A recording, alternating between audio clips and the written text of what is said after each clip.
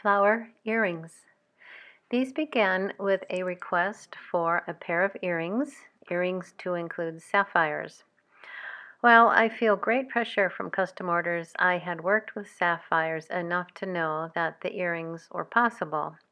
I began making these earrings and discovered that I liked them. So I made a second pair before I got very far into the first pair, using CZs instead of more sapphires. The CZ pair became my practice pair as I created the sapphire earrings. Even though these flower earrings look simple and easy to make, that was not necessarily true. In the 5 steps I show in this course how to make these earrings, which as usual you do not have to make. You make what you want, having learned some techniques and perhaps gained some ideas from this course.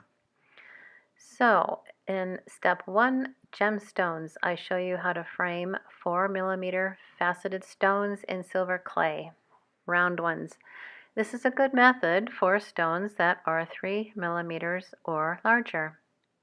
Part 2, flowers.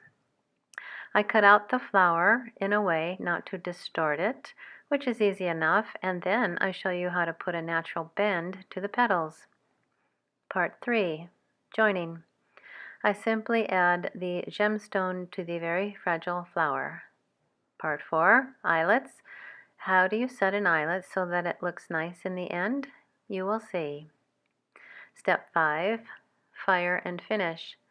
Additional information is presented in this last section, such as double tumble and using a few flexible shaft tools and more.